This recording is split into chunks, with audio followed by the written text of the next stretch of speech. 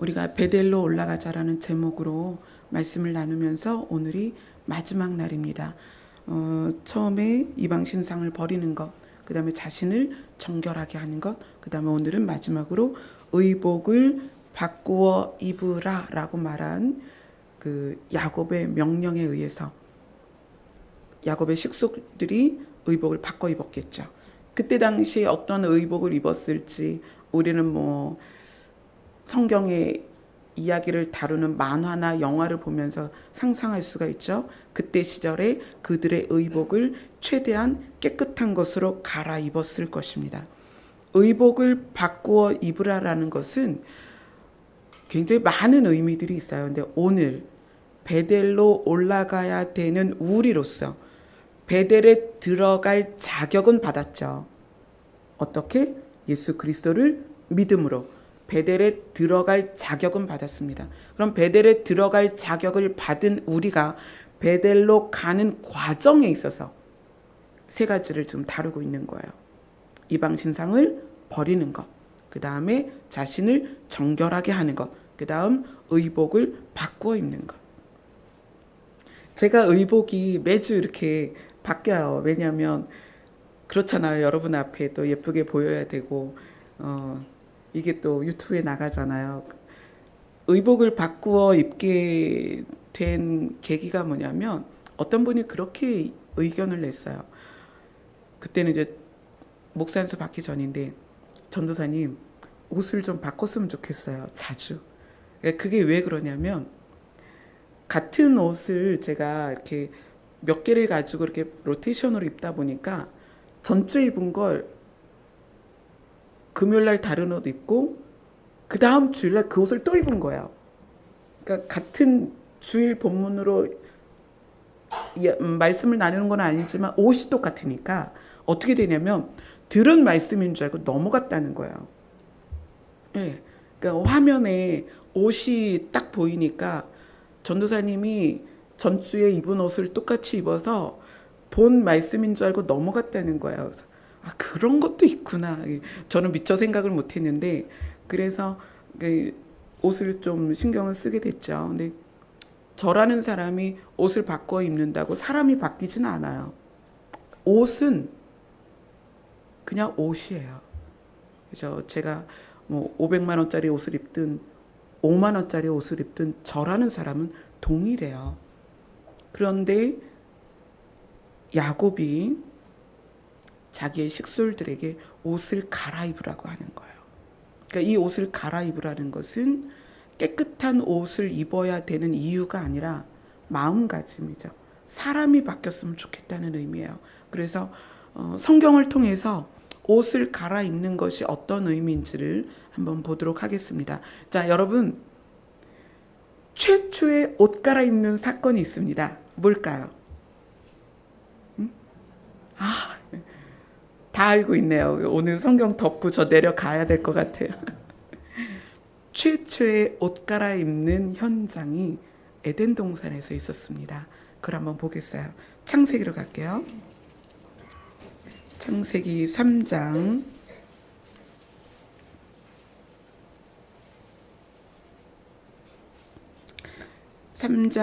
1절부터 나오는 내용은 뱀이 아담과 하와를 꼬드겨서 생명나무가 아니라 선악과 열매를 먹게 하는 모습들이 쭉 나오고 있습니다. 그래서 3장 6절에 보면 여자도 먹고 남편에게도 주매 그도 먹은지라 선악을 알게 하는 열매를 먹었습니다. 그리고 그들에게 죄가 임하고 사망이 임했죠. 그래서 그들의 눈이 밝아졌습니다. 죄에 대하여 알게 되었다는 거예요.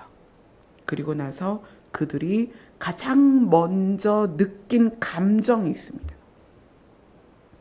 죄가 들어오면 수치심이 생깁니다. 그들이 지금껏 경험하지 못한 감정입니다. 뭐예요? 수치심이에요. 부끄러움입니다. 죄는 그런 거예요. 죄는 수치스럽고 부끄러운 거예요. 그래서 7절을 이렇게 이야기합니다. 같이 읽겠습니다. 시작. 이에 그들의 눈이 밝아져 자기들이 벗은 줄을 알고 무화과 나무 잎을 엮어 치마로 삼았더라.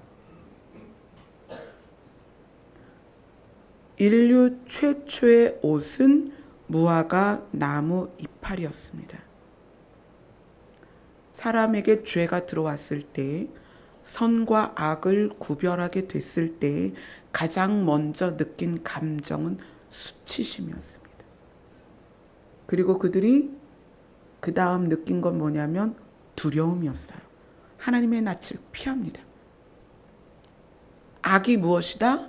하나님과 분리되는 것이다. 죄는 뭐다? 하나님과 분리되는 것을 선택하는 게 죄다. 그래서 선과 악을 알게 하는 열매를 먹고 나서 아담과 하와는 죄의 속성인 수치를 느끼게 됐고 하나님과 자기 자신을 분리시키기 시작합니다. 그래서 나무 밑으로 숨죠. 그리고 두려워합니다. 왜요? 하나님을 두려워하는 거예요. 하나님을 숨어버리는 거예요. 그러한 그들에게서 수치를 가리기 위해서 자기 열심으로 옷을 만들어 입습니다. 야곱이 말하는 옷을 바꾸어 입으라는 것은 우리에게 적용되는 것은 첫 번째가 생명의 옷을 입어야 되는 거예요. 이 나무 잎으로 엮은 치마가 얼마나 갔을까요? 나무에 달려있는 이파리는 생명이 있습니다. 그러나 그거를 꺾었죠. 생명을 잃었습니다. 그 꺾은 것으로 옷을 만들어 입었다는 것이 이 수치와 죄는 세상의 것으로는 어떤 것으로도 해결할 수 없습니다. 우리의 수치심, 두려움, 죄성, 어떤 것도 세상에 있는 것으로는 해결할 수 없습니다. 그래서 하나님께서 그 해결할 수 있는 방법을 제시하고 직접 시행하십니다. 자, 창세기 3장 어디로 가냐면 21절입니다.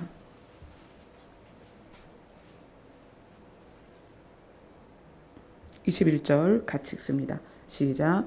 여호와 하나님이 아담과 그의 아내를 위하여 가죽옷을 지어 입히시니라. 에덴 동산의 상황을 한번 볼까요? 에덴에는 사망이 없었습니다.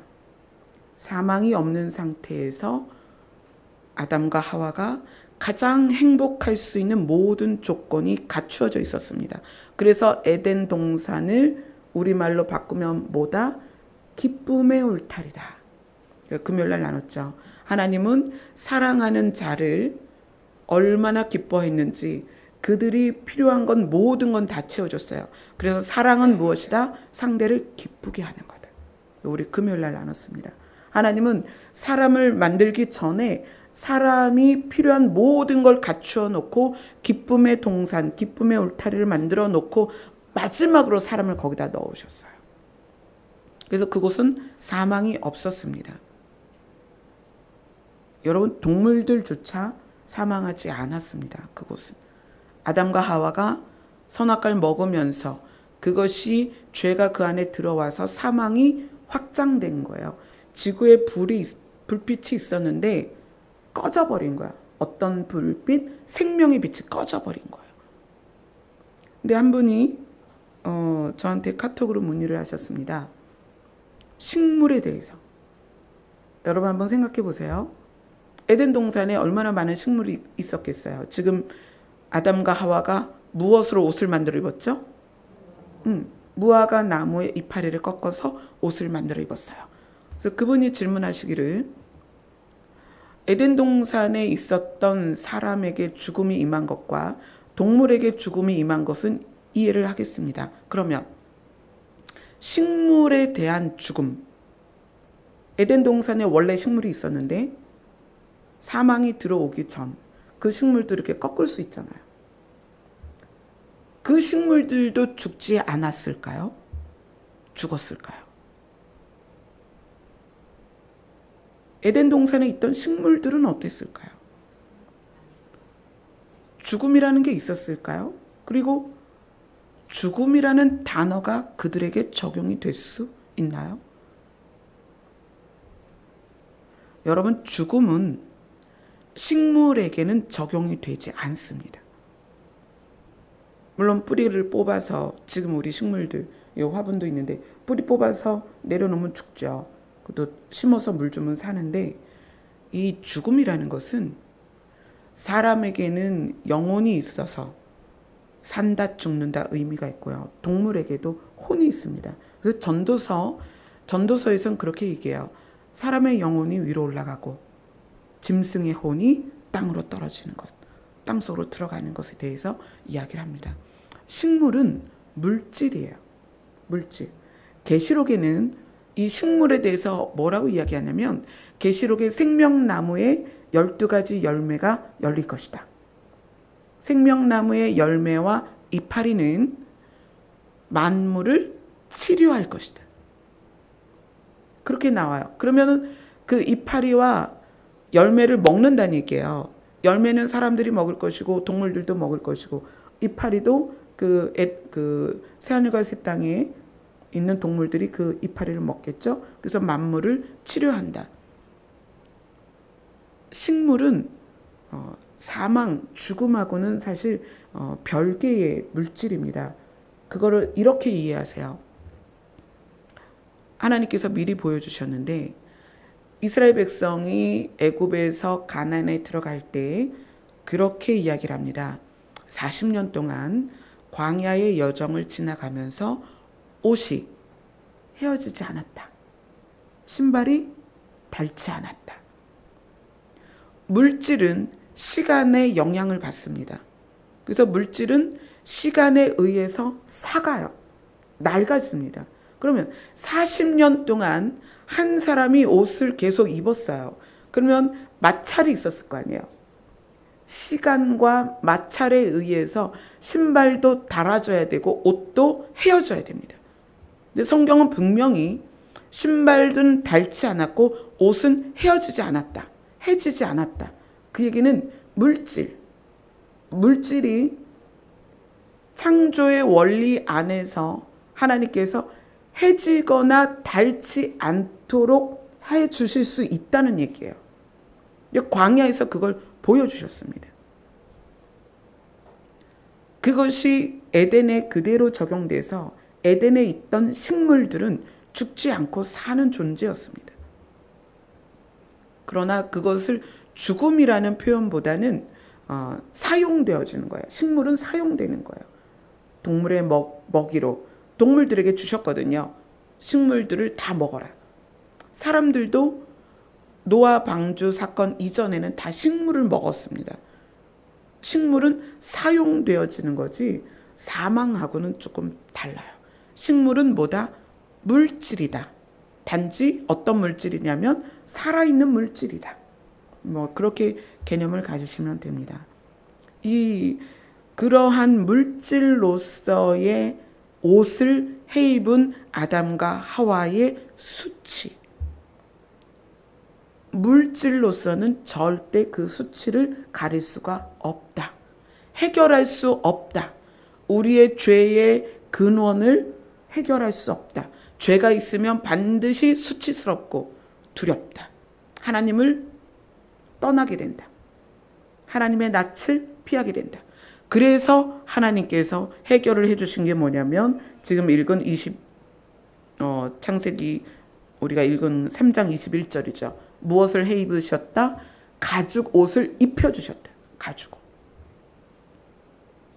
자, 사망이 들어오기 전에는 가죽 옷을 입을 이유가 없었죠. 그런데 사망이 들어오고 나니까 그 수치를 가리기 위해서 가죽 옷을 해 입히셨습니다. 그 가죽 옷을 해서 입히시기 위해서 하나님은 대가를 치르셨습니다. 어떻게? 어떤 동물이 죽었다는 얘기예요. 그 동물을 죽여서 피를 흘려서 그 동물의 가죽을 취한 거예요. 그리고 그 가죽으로 사람의 수치를 가리셨습니다. 이것이 생명의 옷입니다. 야곱이 자기의 식솔들에게 자, 베델로 올라가자. 그런데 마지막 조건으로 너희들의 의복을 바꿔 입으라. 우리가 이 땅에서 가장 좋은 최고급 수천만 원짜리 옷을 입어도 우리의 수치를 가릴 수가 없습니다. 물질 세계에 속한 그 무엇도 우리의 죄를 해결할 수 없습니다. 그래서 창세기 가장 인류의 첫 번째 옷은 생명을 대가로 치른 옷입니다. 나뭇잎으로 가릴 수 없는 수치를 하나님이 가죽 옷으로 가려주셨어요. 피의 대가가 아니면, 생명의 대가가 아니면 우리의 수치와 두려움을 가릴 수가 없습니다. 그래서 그것을 우리는 무엇으로 옷 입는다라고 이야기를 하느냐? 갈라디아서로 갑니다.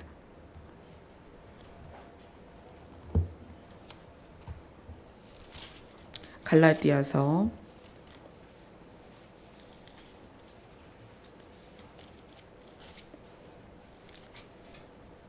3장 27절입니다. 갈라디아서 3장 27절 같이 읽습니다. 시작. 누구든지 그리스도와 합하기 위하여 세례를 받은 자는 그리스도로 옷 입었느니라.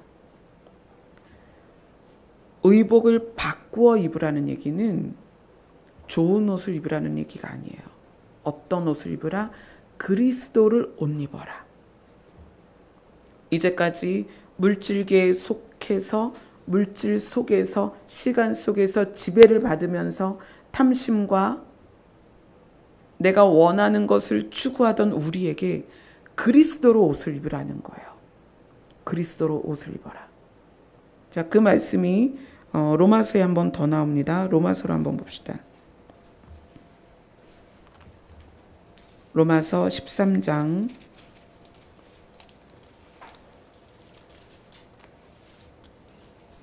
14절입니다.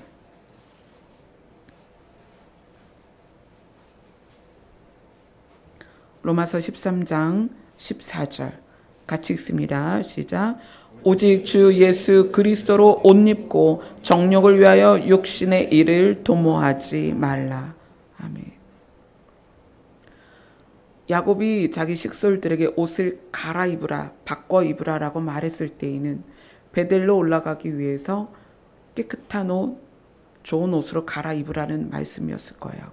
그런데 지금 이 시대에 우리에게는 이 옷을 바꾸어 입으라는 것이 그리스도로 입으라는 얘기예요.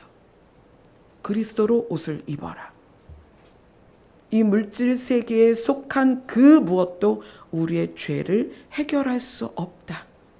베델에 올라가는 자들은 반드시 그리스도를 입어야 된다. 그것이 생명의 옷이다. 그리스도의 옷을 입었다는 것은 생명이 물질계에 속한 것에서 영혼에 속한 생명으로 바뀌었다는 거예요. 이것을 성경의 첫 권인 창세기는 가죽 옷으로 이야기를 했습니다. 그러면 성경의 마지막 계시록에서는 이것을 무엇이라고 표현했는가? 한번 보겠습니다. 계시록으로 갈게요. 계시록 7장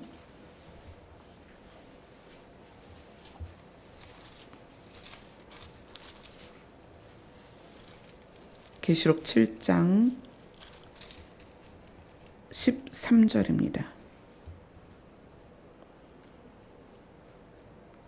같이 읽겠습니다. 13절입니다. 시작.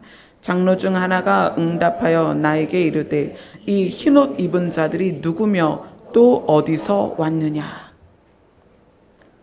계시록에서 말하는 예수 그리스도로 옷 입는 것을 뭐라고 표현하냐면 흰옷 입은 자 이렇게 표현하고 있어요. 생명의 옷으로 표현된 예수 그리스도가 계시록에서는 흰옷 입은 자 이렇게 나옵니다. 의복을 바꾸어 입으라는 것은 예수 그리스도로 옷을 입으라는 거예요. 예수 그리스도가 옷이 돼서 우리에게 입혀지는 것을 말하는 것입니다. 그런데 흰옷 입은 자로 표현된 예수 그리스도가 우리 안에선 어떻게 드러나야 되는가? 계시록 안에서 살펴볼게요. 계시록 3장입니다.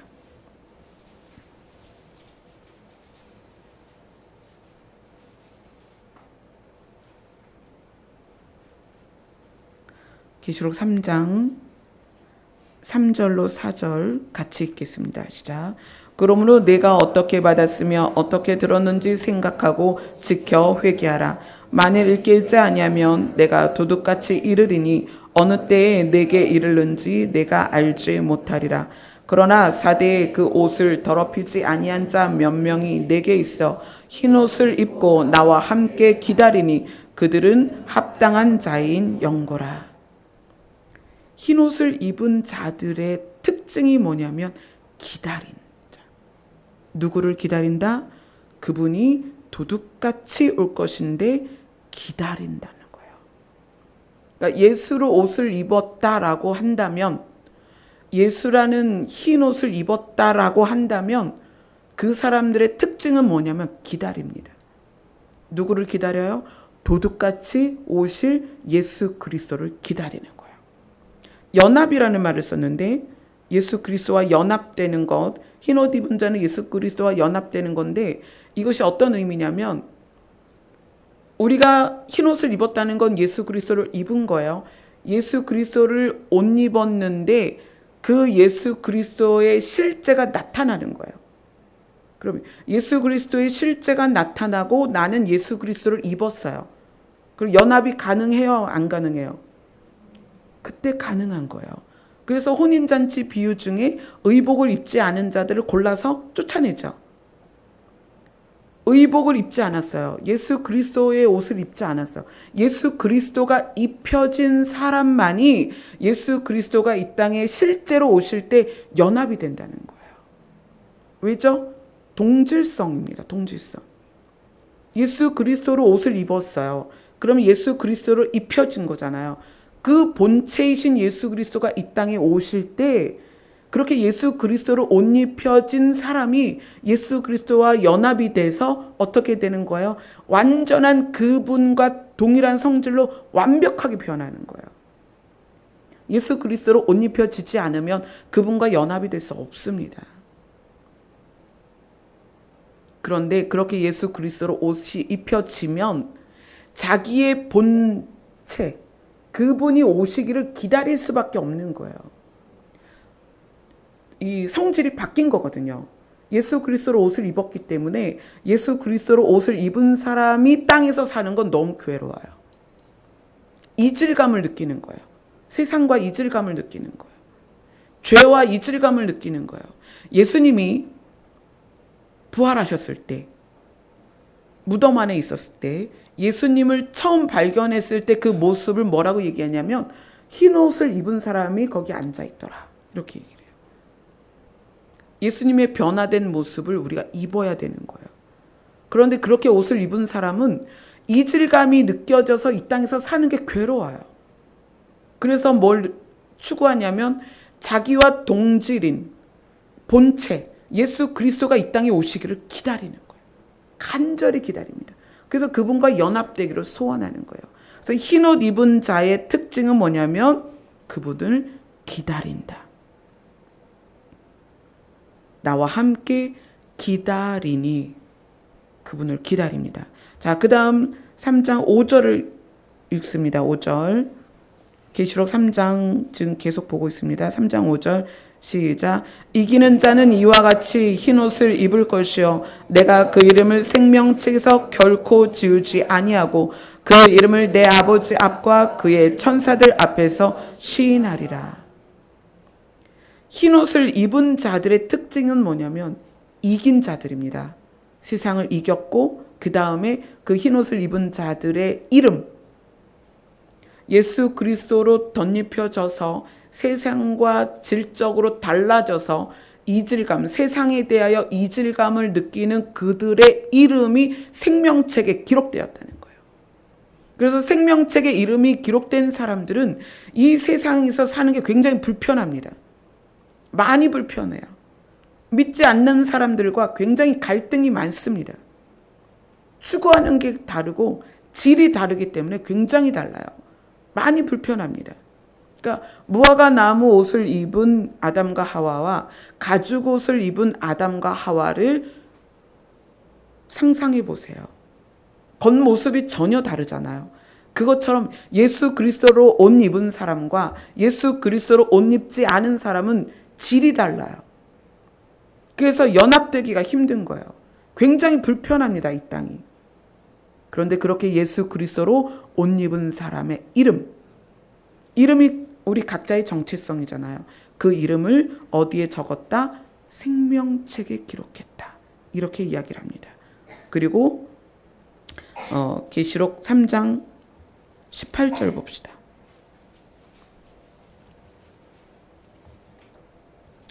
3장 18절 같이 읽습니다. 시작.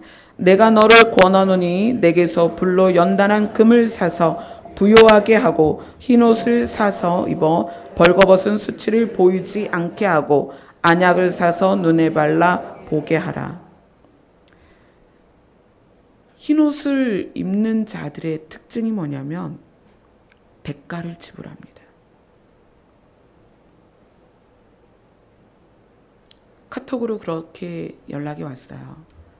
목사님의 예전 설교를 들으면서 마음이 참 짠하다.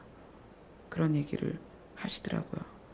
그러니까 예전 설교들에는 저의 연단과 고난이 더 많이 녹아져 있죠. 그러한 연단과 고난을 지나오면서 저에게 더 확실해진 건 예수 그리스도예요. 연단과 고난을 지나오면서 더 깊어진 것이 예수 그리스도의 세계입니다. 연단과 고난을 지나오면서 저에게 더 강해진 것은 예수 그리스도 이름 안에 있는 능력입니다. 왜냐하면 연단과 고난이 깊으면 깊을수록 많으면 많을수록 그분을 부를 수밖에 없습니다. 무화과 잎으로 아무리 겹겹이 옷을 해 입어도 그것은 마르게 돼 있어요. 부서집니다. 수치를 가릴 수 없고 내 문제를 해결할 수 없어요. 그렇기 때문에 하나님께서 직접 어떤 동물의 피를 흘려서 가죽 옷을 아담과 하와에게 입히신 거예요. 연단과 고난을 지나오면서 그러면 그것이 해결되어서 지금은 연단과 고난이 주어질 때에 예수 그리스도의 그 깊이만큼 못 들어가는가? 그런 건 아니죠. 여기에서 말하는 것은 그것을 통해서 예수 그리스도라는 흰옷을 사서 입는 것이 얼마나 가치가 있는가? 그걸 말하는 거예요. 그래서 성경은 고난당하는 것이, 연단이 유익하다는 거예요. 저는 그렇다고 여러분들이 연단을 받아야 하고 고난을 받아야 된다는 건 아닙니다. 우리가 이 땅에 사는 것 자체가 고난이에요. 그렇잖아요. 우리는 집을 떠나왔습니다. 우리의 집은 어디예요? 하나님의 보좌가 있는 곳이에요. 하나님의 나라입니다. 우리가 본능적으로 하늘을 굉장히 좋아해요. 그렇잖아요. 우리가 늘 하늘을 쳐다보고 하늘이 시시때때로 바뀌는 걸 볼 때마다 하늘이 얼마나 아름답고 예뻐요. 그래서 저는 교회 이름 바꿀 때 하늘자가 들어갔으면 좋겠다. 이런 생각을 했었어요. 근데 이름을 그렇게 바꿔주셔서 얼마나 감사한지 몰라요. 우리의 본능이 왜 하늘을 향하고 있는가? 왜 지구인들은 우주선을 만들어서 지구 밖으로 자꾸 나가려고 하는가? 본능이에요. 어떤 본능? 하늘의 소망이 있는 본능입니다. 우주로 나가면 뭐가 있겠어요? 깜깜하고. 여러 가지 행성들이 있지만, 별들이 있지만 사람 살 수 있는 곳은 한 곳도 없습니다. 그럼에도 불구하고 자꾸 로켓을 쏘고 쏴서 자꾸 지구 밖으로 나가려고 하는 것은 어떤 본능이냐? 하늘에서 출발한 우리가 출발점으로 돌아가기 위한 본능입니다. 우리는 그곳을 가야 돼요. 근데 그 하늘을 추구하고 본능적으로 우리가 가야 할 곳으로 가야 되는 과정 안에 이 땅은 고난뿐이에요. 이 지구상에 아담과 하와가 선악과를 먹으면서 생명의 불이 꺼졌습니다. 여러분, 지금은 등화간제 훈련을 안 하는데 제가 어렸을 때만 해도 등화간제 훈련이 있었어요. 그럼 어떻게 해요? 온 동네가 불을 다 끕니다. 아무것도 안 보이죠. 어둠의 두려움을 여러분 아시나요?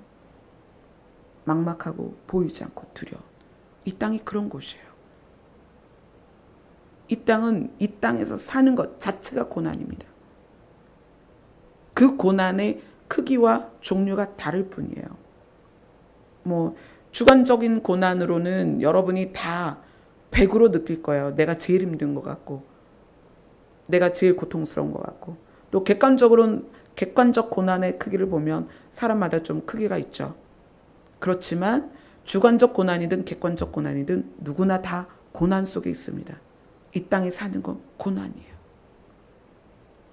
그런데 이 땅에서 사는 고난을 유익하게 하는 게 뭐냐면 그 고난을 통해서 예수 그리스도를 옷 입는 거예요.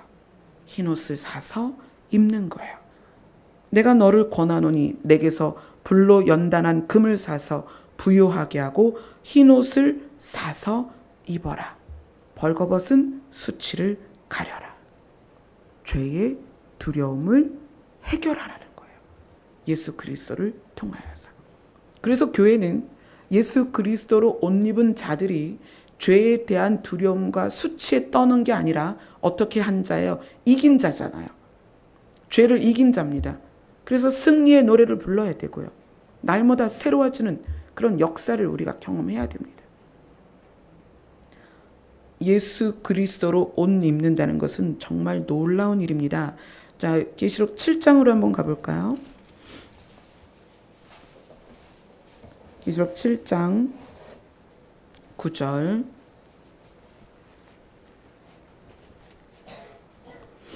예수 그리스도로 옷 입은 자들의 모습입니다. 계시록 7장 9절 같이 읽습니다. 시작. 이 일 후에 내가 보니 각 나라와 족속과 백성과 방언에서 아무도 능히 셀 수 없는 큰 무리가 나와 흰옷을 입고 손에 종려가지를 들고 보좌 앞과 어린 양 앞에 서서. 흰옷 입은 자들의 특징이 뭐냐? 예수 그리스도 앞에 선다는 거예요. 보좌 앞에 서는 것입니다. 같은 동질인 예수 그리스도, 우리가 옷으로 입은 그 옷, 예수 그리스도입니다. 이것은 영적인 거죠. 그런데 본질이 이 땅으로 오십니다. 그 본질이 오셨을 때 예수 그리스도의 영으로 입은 우리가 그분과 연합되는 거예요. 그래서 뭐라고 말하냐면 보좌 앞에 설 것이다. 어린 양 앞에 서게 될 것이다. 그분 앞에 우리가 서는 것입니다. 이거는 여러분이 상상하지도 못했던, 정말 눈으로 보거나 귀로 듣거나 마음으로 생각해보지 못한 정말 영광스러운 장면입니다. 우리는 그분 앞에 그렇게 서게 될 것입니다. 흰옷이 주는 놀라운 자격이에요. 어린 양 앞에 서는 것, 보좌 앞에 서는 것. 자, 베델에 들어가기 위해서, 베델의 이름의 뜻이 뭐라 그랬죠? 하늘문, 또 보좌가 있는 곳. 하늘문, 하나님의 보좌가 있는 곳, 그 베델에 들어가는데 그 보좌 앞에 서는 자들이 누구다? 흰옷 입은 자들이다. 그래서 야곱이 말하는 거야. 의복을 바꿔 입어라. 무화과 2%가 아닌 가죽옷을 입어라. 생명으로 대가를 치른 옷을 입어라. 흰옷을 입어라. 그게 누구다? 예수 그리스도다. 그래서 성경이 예수 그리스도로 옷을 입어라. 이거는 추상적이고 개념적이긴 하지만 굉장한 실제입니다. 엄청난 실제예요. 그 실제라는 것은 이런 거죠. 제 친구 하나가 40대에 학원을 막 다니는 거예요. 뭘 하러 다니냐 그랬더니 뭘 배운대요. 그래서 뭘 배우나 가만히 봤더니 나중에 이 동네에 우체국에 청원경찰이 되더라고요.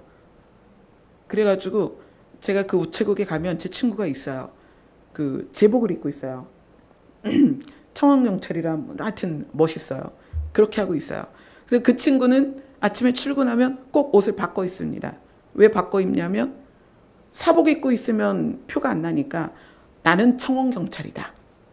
청원경찰이니까 이런 옷을 입는다. 이러고 그 옷을 입고 있습니다.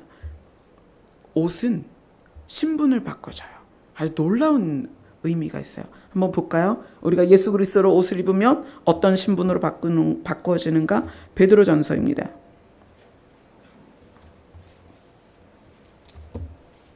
베드로전서 2장 9절입니다.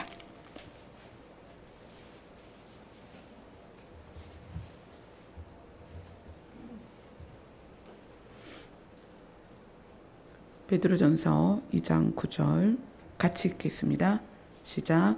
그러나 너희는 택하신 족속이요 왕 같은 제사장들이요 거룩한 나라요 그의 소유가 된 백성이니 이는 너희를 어두운 데서 불러내어 그의 기이한 빛에 들어가게 하신 이의 아름다운 덕을 선포하게 하려 하심이라. 아멘. 예수 그리스도로 옷을 입었다는 것은 아담과 하와가 선악과를 먹으면서 지구의 빛을 꺼트렸다 그랬어요. 뭐죠? 생명의 빛을 꺼트렸다. 생명의 빛이 꺼졌다는 건 다 죽는다는 얘기예요. 그 지구는 죽어버렸습니다. 살았다는 이름은 가졌으나 죽은 존재들입니다. 밖에 나가보세요. 다 살아 돌아다닙니다. 그러나 죽은 자들이에요. 그래서 예수님이 제자들에게 얘기하셨죠? 죽은 자를 죽은 자로 장사 치르게 내비둬라. 걸어다니지만 죽었다는 거예요. 왜죠? 지구상의 생명의 빛이 꺼졌습니다. 여러분 상상해 보세요. 지구 전체는 생명의 빛이 꺼졌습니다. 그래서 우리가 살아나야 되는 거예요. 우리가 살지 않으면 소망이 없어요. 지금 현재 이렇게 돌아다니는 것 같고 눈을 뜨고 있는 것 같지만 이미 다 죽은 자들입니다. 만물이 죽어 있습니다. 금요일 날 말씀드린 것처럼 식물, 동물, 이 만물조차도 하나님의 아들들이 나타나기를 기대하는 것은 자기들이 본래는 살아있는 존재로 만들어졌지만 아담과 하와가 선악과를 먹음으로 해서 이 지구상의 생명의 빛이 꺼졌기 때문에 이 우주 만물조차도 하나님의 나라가 이 땅에 도래하기를 기다린다는 거예요. 자기들의 본질을 회복하고 싶은 거예요. 살아나고 싶은 거예요. 이미 죽은 자들입니다. 그래서 이렇게 얘기하는 거예요. 너희는 원래 어두운 데 있었다. 빛이 꺼져버린 그곳에 있었다. 그런데 하나님께서 너희를 어떻게 했다? 기이한 빛에 들어가게 했다. 완전한 생명의 빛으로 너희를 들어가게 했다. 그래서 우리가 어떻게 된 거죠? 살아난 거예요. 그것을 성경은 지지난주쯤에 했나요? 참 생명이다 이렇게 얘기해요. 다시는 죽지 않는 생명이다. 썩지 않는 몸, 죽지 않는 몸으로 우리는 바뀌게 되었다. 기이한 빛, 근원의 빛이라는 거예요. 근원의 빛, 어떤 빛? 생명의 빛. 그분이 예수 그리스도다. 그런데 그분으로 옷을 입으면 신분이 바뀐다는 거예요. 제 친구가 집에서는 밥하는 아줌마예요. 남편이 들어오면 그 옷 갖다가 또 빨래해야 돼요. 청소해야 돼요. 그런데 우체국만 들어가면 신분이 바뀌어요. 옷을 딱 갈아입으면 청원경찰이에요. 멋있죠? 우리가 예수 그리스도로 옷을 입는다는 것은 신분이 바뀌었다는 거예요. 그 신분을 여기서 명확하게 얘기합니다. 자, 볼게요. 너희는 택하신 족속이요. 어떤 족속이냐면 하늘나라에 속한 족속입니다. 하늘에 속한 자라는 거예요. 지구인이 아니라는 거예요. 여러분 축하드려요. 여러분 지구인이 아닙니다. 지금 밖에 나가면 지구인들 많아요. 지구인들이 막 걸어 다녀요. 근데 우리가 섞여서 다니는데 우리는 보이지 않는 신비로운 옷을 입었어요. 우린 지구인이 아닙니다. 지구가 두 쪽이 나도 우리는 괜찮습니다. 우리는 어디다? 하나님이 택하신 족속이다. 하늘에 속한 족속입니다. 그래서 지구가 반쪽이 딱 나면 우리는 어떻게 될까요? 하늘에 가 있죠. 지구에 속한 사람은 지구와 함께 사라질 것입니다. 너무 놀랍지 않아요? 우리가 의복을 바꿔 입는다는 건 정말 가슴 설레이고 너무 멋진 일이에요. 자, 우리는 그 다음에 어떤 신분으로 바뀌는가? 왕 같은 제사장이다. 왕 같은 제사장이라는 것은 통치자. 왕은 통치자죠. 그러니까 우리가 통치할 수 있다는 거예요. 아담과 하와에게 이렇게 얘기했죠. 너희는 다스려라. 정복해라. 통치하라는 거예요. 만물을 아담과 하와에게 주셨습니다. 우리에게 그런 권세가 있어요. 예수님이 바다를 명령하셨어요. 그랬더니 어떻게 됐어요? 바다가 잔잔했어요. 바람이 멈췄어요. 그러니까 배 안에 있는 사람, 저 사람은 도대체 누구길래 바람도 바다도 그의 말을 듣는가? 다스리는 권세, 통치자의 권세가 예수 그리스도에게 있습니다. 근데 그 예수 그리스도를 우리가 입었어요. 어떻게 된 거예요? 그분과 동일한 권세를 받았다는 거예요. 통치하고 다스릴 수 있습니다. 그래서 그것이 우리의 입에 권세가 있는 거예요. 말의 권세. 우리 예전에 찬미도 그랬고 찬주도 그랬고 그 숙제가 있었어요. 뭐가 있었냐면 락앤락 통에다가 밥을 담으래요. 흰밥. 양쪽에 담고 아침마다 뚜껑을 열어서 하나는 막 칭찬을 하고 하나는 욕을 하라는 거예요. 아주 그거 왜냐면 며칠 지나면 얘네가 쉬어요. 근데 쉰 밥에다가 맨날 말을 해야 돼요. 근데 신기한 것은 칭찬한 밥과 욕을 한 밥이 곰팡이가 다르다는 얘기예요. 색깔이 달라요. 그거를 이제 일본의 학자가 물을 가지고 물의 입자의 변화를 검증해냈어요. 우리의 입으로 나오는 것이 어떤 영향을 주는가? 죽이기도 하고 살리기도 합니다. 말의 권세를 우리가 받았습니다. 왜냐하면 아담과 하와에게 주셨거든요. 정복하고 다스려라. 뭐다? 왕의 자격을 주셨단 말이에요. 근데 우리가 예수 그리스도로 입었다는 것은 예수 그리스도의 권세가 우리에게 임한 것입니다. 그래서 왕처럼 우리는 다스리고 통치할 수 있습니다. 질병에 대하여, 가난에 대하여 우리가 꾸짖을 수 있습니다. 악한 영에 대하여 우리가 꾸짖을 수 있습니다. 이미 그것들은 예수 그리스도의 발에 밟혔습니다. 우리에게 그 권세와 능력이 있습니다. 아멘. 그리고 제사장이라는 것은 이런 거예요.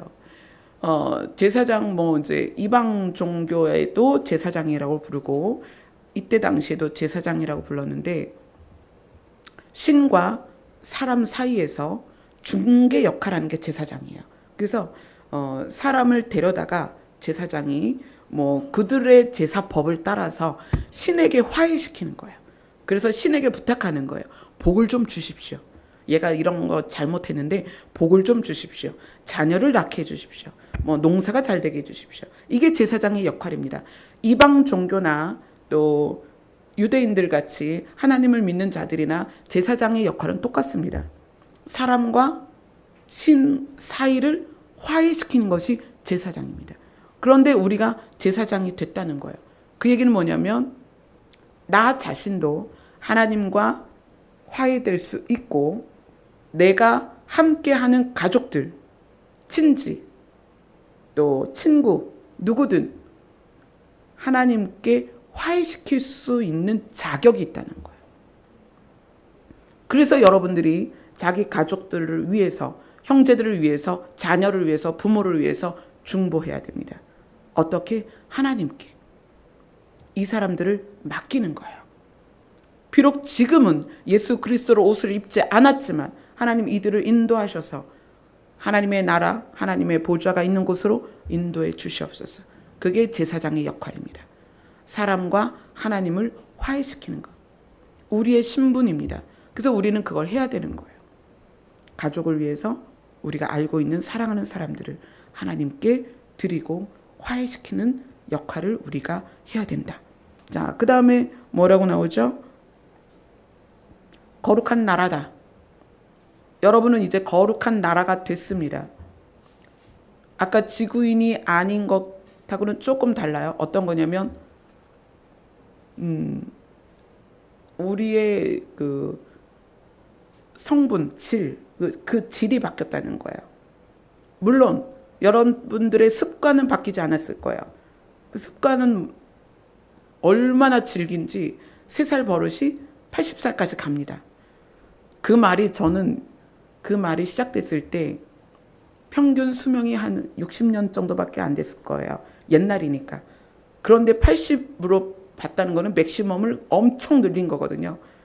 지금은 이제 100세까지 살지만 사람의 습관은 잘 안 바뀝니다. 그러니까 습관은 바뀌지 않지만 질은 바뀔 수 있다는 거예요. 우리의 질. 우리의 질은 죄인이었다가 거룩한 자로 바뀐다는 거예요. 예수 그리스도를 옷 입으며 우리는 죄인이었다가 거룩한 자로 바뀐다. 그래서 우리를 나라다. 어떤 나라? 거룩한 나라다.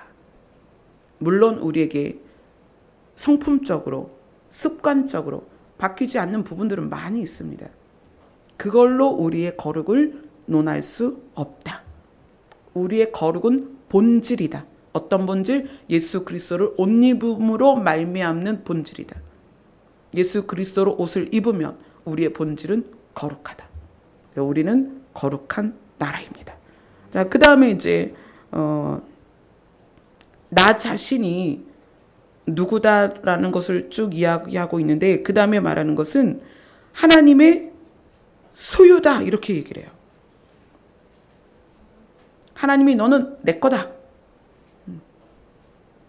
우리가 이제까지 우리의 소유가 누구였냐면 우리가 지구인으로 살 때에는 공중권세 잡은 자가 누구죠?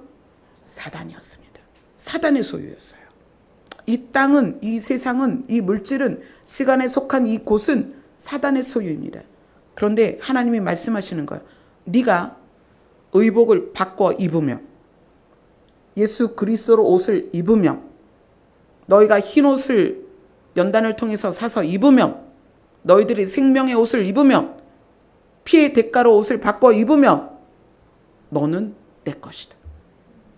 소유가 바뀌어버리는 거예요.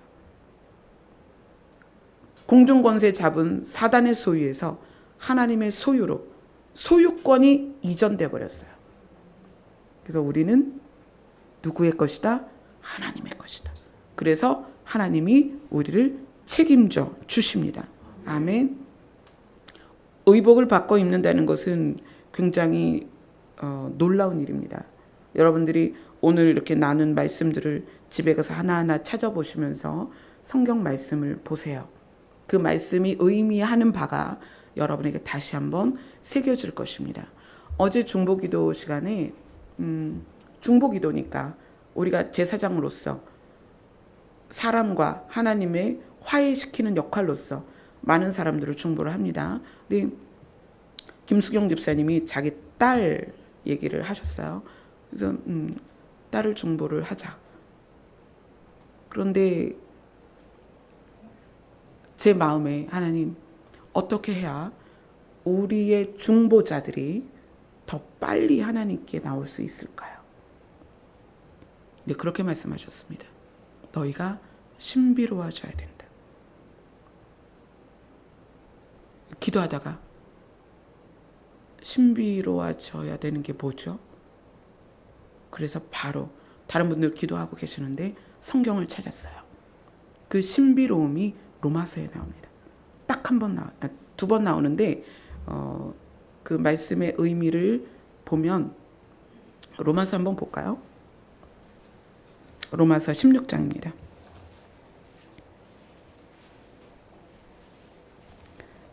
신비롭다는 말이 로마서에만 나옵니다. 로마서 16장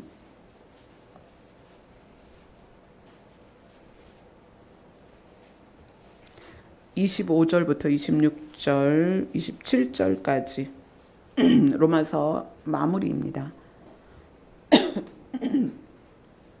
같이 읽겠습니다. 시작. 나의 복음과 예수 그리스도를 전파함은 영세전부터 감추어졌다가 이제는 나타나신 바 되었으며 영원하신 하나님의 명을 따라 선지자들의 글로 말미암아 모든 민족이 믿어 순종하게 하시려고 알게 하신 바 그 신비의 계시를 따라 된 것이니 이 복음으로 너희를 능히 견고하게 하실 지혜로우신 하나님께 예수 그리스도로 말미암아 영광이 세세 무궁하도록 있을지어다. 아멘. 복음, 예수 그리스도를 전파하는 것, 그것이 영세전부터 감추어졌다가 나타난 것. 예수 그리스도가 그런 분이에요. 감추어졌다가 나타나신 놀라운 것인데 그것을 뭐라고 부르냐면 신비의 계시다.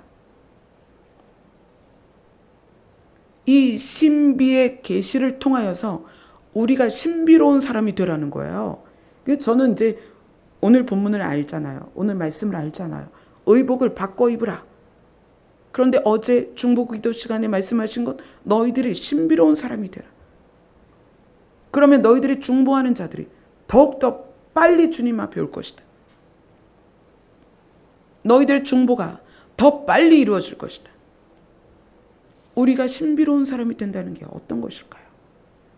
저는 이 신비라는 단어가 이 로마서에 있는 줄도 몰랐어요. 그래서 제가 알았으면 딱 찾았을 텐데 검색해서 들어갔죠. 근데 신비라는 단어가 로마서에 있는 거예요. 근데 그것이 이 신비의 계시가 뭐냐면 감추어졌던 예수 그리스도입니다. 바로 복음이에요. 그 예수 그리스도가 우리에게 옷 입혀졌을 때 우리의 전하는 복음이, 우리의 중보가 더 빨리 이루어진다는 거예요. 여러분, 신비로운 사람이 되어야 됩니다. 예수 그리스도로 옷 입어져서, 예수 그리스도로 옷 입어진 사람이 이 땅에서 드러날 때 그를 보면서 예수를 믿게 된다는 거예요. 예수 그리스도로 옷 입어진 사람들을 보고 초대교회의 주변 사람들이 부른 이름이 있습니다. 뭐죠? 그렇죠. 그리스도인. 그리스도인이라는 말이 교회 다니는 사람이 만든 말이 아니에요. 초대교회에 모여서 서로 물질을 나누어서 가난한 자가 없게 하고 고아와 과부를 돕고 그 안에서 기쁨을 누리고 그러한 모습들을 외부에서 보고 그 초대교회 그 사람들의 삶을 보고 외부에서 말하는 거예요. 그리스도인이다. 무슨 얘기예요? 예수 그리스도처럼 사는구나. 예수처럼 사는구나. 그래서 그들을 그리스도인이다라고 불렀다는 얘기예요. 그러니까 우리가 신비로운 사람이 된다는 게 어떤 거죠? 예수 그리스도처럼 사는 거예요. 그 의복을 바꿔 입으라. 예수 그리스도로 옷을 입으라. 그리스도로 옷을 입으라는 것이 우리의 삶에 드러날 때, 그럴 때 복음이 증거된 대로 능력 있게 그들이 주님 앞에 나온다는 얘기예요. 그래서 제가 어제 저 혼자 은혜 많이 받았어요. 의복을 바꿔 입는다는 것, 그리스도로 옷을 입는다는 것을 다르게 말하면 신비로운 사람이 되는 거구나. 우리의 질이 예수 그리스도로 말미암아 본질이 바뀌어버리는 거예요. 그래서 지구인들과 함께 걸어 다니는데 지구인들이 볼 때 이해할 수 없고 놀라운 사람들인 거예요. 그리스도인은 너무나 아름답고 어두운 데서 나와서 기이한 빛에 들어갔기 때문에 빛나는 사람들인 거예요. 질이 다른 거예요. 여러분 한번 생각해 보세요. 내가 지구인들과 구별이 되고 있는가? 내가 그리스도로 옷을 입었는가? 그것이 표가 나고 있는가? 표가 나는 게 어디서 나겠어요? 말, 행동, 삶의 태도, 사람을 대하는 태도. 저한테 김정호 집사님 저보고 진짜 목사가 되라고 그래서 그 리본을 잘 간직하고 있습니다. 진짜 목사가 뭘까요? 또 많은 분들이 저한테 그렇게 이야기하십니다. 변하지 말라고. 사실 많이 변했어요. 옷도 많이 변했고 머리도 주일마다 예쁘게 하고 화장도 하고 저 많이 변했어요. 진짜 변화는 질이 바뀌는 거예요. 그래서 그걸 뭐라고 말하죠? 변질되었다. 예뻐지지 말라는 말이 아니잖아요. 그분들의 말이. 저 되게 촌스러웠거든요. 그러니까 작년 이전에 동영상은 다 제거하고 싶어요.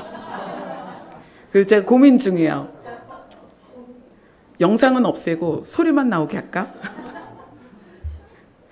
그 비포 애프터가 너무 다르니까 아주 민망해 죽겠어요. 어떤 분들이 목사님 설교를 처음부터 듣고 있어요. 그러면 저는 이제 지진이 나요. 머릿속에서.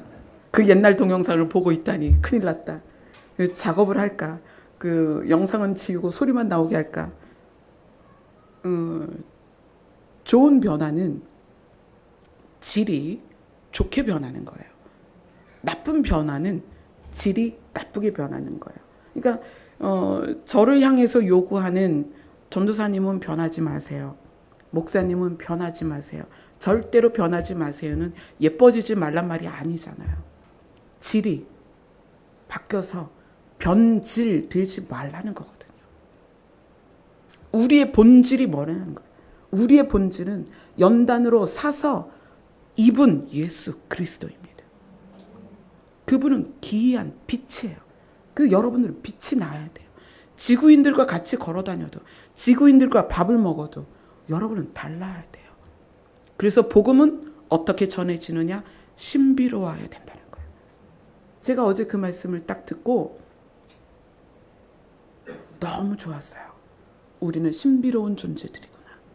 그 신비가 강화될수록 더 신비로워질수록 여러분의 가족과 친지들이 여러분을 보면서 바뀌게 될 것입니다.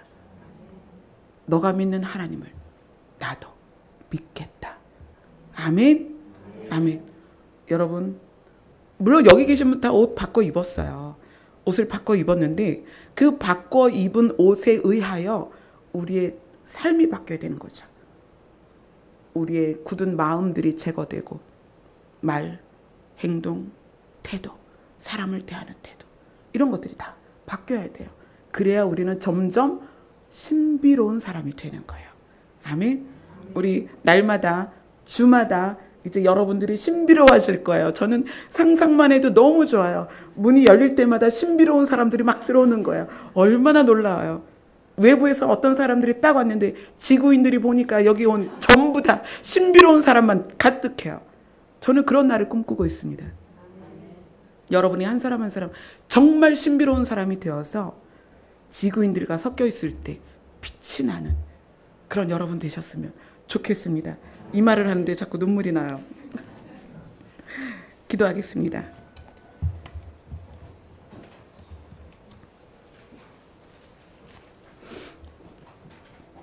우리에게 신비로운 사람이 될 수 있도록 생명을 버리신 예수님 감사합니다. 우리 모두 예수 그리스도로 옷을 입고 우리에게 주신 신분을 가지고 이 땅에서 살다가 주님 앞에 서게 하여 주시옵소서. 예수님 이름으로 기도드리옵나이다. 아멘.